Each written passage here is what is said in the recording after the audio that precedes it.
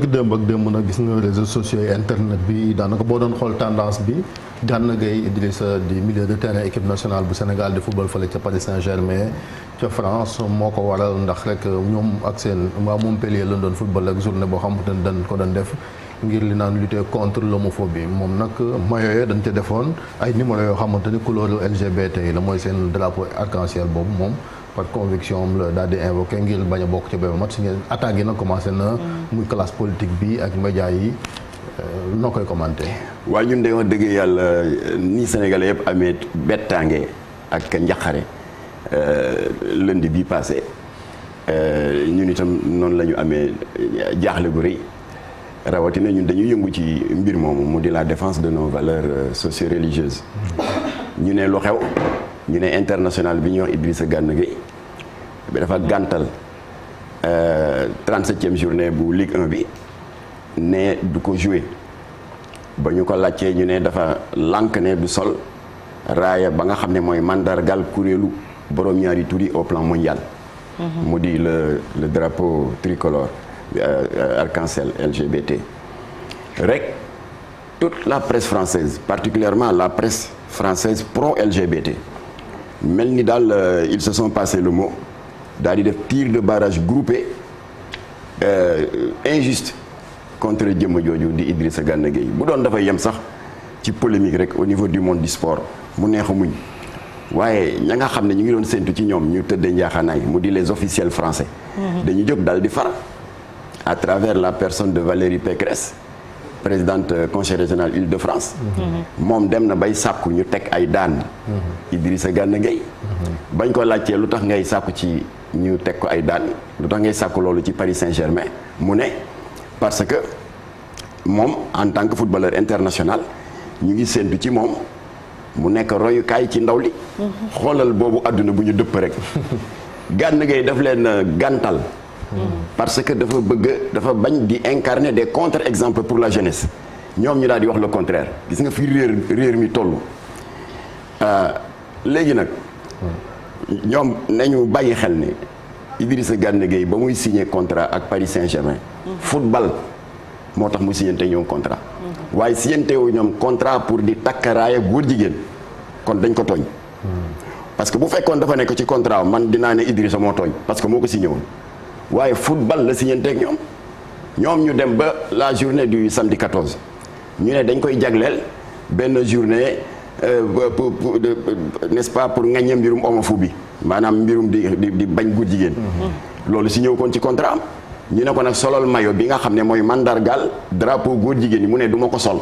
ndax j'appartiens à un peuple. qui a sa culture et son histoire. alors ñoom nag dañu tàmm di jàngal. cadre yi parce que cadre yu bari fii dans l'administration ci amphithéâtre école nasaraan yi la ñu génne professeur de Sciences Po yi dañu tàmma doon am un mot à la bouche la démocratie c'est la loi de la majorité mais Idrissa Gana Gueye il appartient à un peuple boo xam ne l'écrasante majorité ne veut pas du góor jigéenisme kon nañ ko nangul ban tournant la mën a marqué ci seen xeex contre lobby LGBT parce que gis nañ ni dem na ba nekk affaire d'État gis nañ dem ba président Macky Sall tweeté di jàppale Idrissa Gana Gueye ñu teg ci ay waxtu Macron moom tamit tweeté di naqarlu li nga xamee ni Idi def na ko te tudd ko ci tweetam. defe naa jeu de ping-pong boobu dafa fësal li fi Léopold Sédar Senghor mosoon wax ñu di ko soofantal ci festival mondial des arts nègres. nee na ñu ngi jëm ci jamono boo xam ne dana am loo xam ne dana gën di fës ginnaaw bi ñuy génnee ci colonialisme politique bi ñu ne ko loolan la mu di le mépris culturel de l'Occident parce que ñoom dañu jàpp ne nañu mel ku ko melul newoo ci dara egsi nañ ci alors Idrissa nag yaa ngi may laaj lu ñu nar ñun d'abord dañu bëgg a fësal askan wi risque bi Idrissa Gana Gueye jël pour fësal suñu caada suñu culture ak wane avec courage suñu bokk moo di dañu bëgg a xamal sénégalais nii risque bi mu jël c'est un risque énorme toute sa carrière est menacée parce que bu ñu fàtte ne à part le brésilien international Neymar ci mercato bi fii ñuy wax ni Gana Gueye moo nekk en tête avec un salaire mensuel de 385 000 euros boo ko xaymaa muy 250 millions de francs CFA par weer pour sénégalais xam loolu nu mu toll ci xaalis masalan boo jëlee 40 ministres Macky Sall xam nga ku ci ne 3 millions 500 mille ngay fayee ko Idrissa Gana Gueye bu fayee ko salaire am mën na fay 40 ministres mu dese ko 170 millions weccit mu denc ko kon kooku la mu yor lu rëy la risque bi mu jël lu rëy la parce que ñun ñëpp xam nañ ne pour beaucoup moins que ça am na ñoo xam ne dem nañu Dubaï dafa lekk ay musiba moom mu daal di foog son salaire mettre ko en jeu pour gën a mën a fësal sa culture son appartenance à un peuple qui a une histoire et qui a une identité culturelle. moo tax ay patron ay Qatari lañ. ay patron ñoom ay Qatari lañ. waaw justement le chargé de la sécurité. xam nga coupe du monde yi Qatar moo ko war a organiser en 2022. am na baat bu mu yëkkati ba tax les officiels français dañu ils doivent être dans leur petit soulier. dafa ne ñu ngi yëgal askan wi ne ñu di wax Abdoul Aziz Abdullah mooy chargé de la sécurité pour mondial 2022 mais ñu ngi yëgal supporters yi bu ñu ñëwee fii Qatar. terewuñu leen ñu yore drapeau LGBT et cetera waaye ñu ngi leen di mettre en garde contre les risques de se faire agresser par d'autres spectateurs qui croient en des valeurs et qui ne seront pas d'accord avec eux kon nag ñu ngi leen di yëgal ne libre nañu ci def loolu waaye nañ ko def dans un pays nañ dem def ko dans un pays où ces contre-valeurs là sont acceptées mais pas ici au Qatar kon nag indirectement mu ngi jàppale Idrissa Gana Gueye léegi nag ki mata duut baaraam dëgg-dëgg mooy ndaw su pànk soosu Valérie Pécresse Pécresse na xam ni war na Sénégal en 2015 ci loxo le recteur de l'université Ibrahima Thioub précisément le 5 mars 2015 l'assemblée de l'université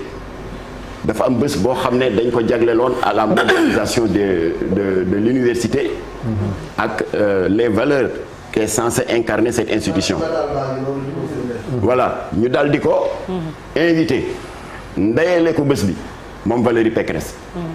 Sénégal yamu ca daal di jël la plus haute distinction universitaire muy docteur honoris causa ci loxo Ibrahima Thioub bi nga xam ne mooy recteur bi ñu daal di ko jox nga xam ne seen journée était consacrée à la modernisation de l'université et à la mise en exergue des valeurs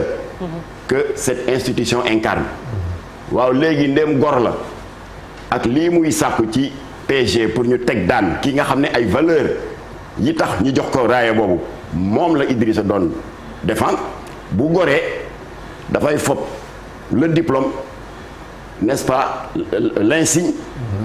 et le titre de honoris causa ne comme que lii ma wax Idrissa safaanoon ak teraanga ñi ngeen ma defal am ma delloo leen ko bu ko deful nag bu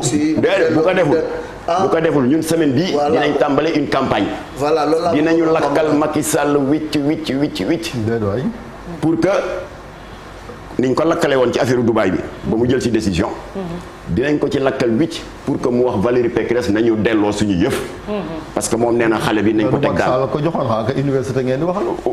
ñëpp la ñu waxal parce que moom moo ñu njaboote ñun ñëpp alors na ko delloo Sénégal est-ce que du ñoom ñoo war a taxaw wax ak moom mu delloo leen waaw d'accord mais nañ ko yombalal parce que su boobaa dina ne du fii la Obama ñu mu ne ko nos cultures nos traditions ça veut dire ñun askan wi te moom il n'est que le porte-parole officiel du Sénégal alors font que lii mënuñu ko accepter parce que dëppoo ak suñu caada même bu fekkee nuancé ne ko sax ne on n'est pas encore prêt waaye gàntal na ko de la même manière nañ ko yombalal aussi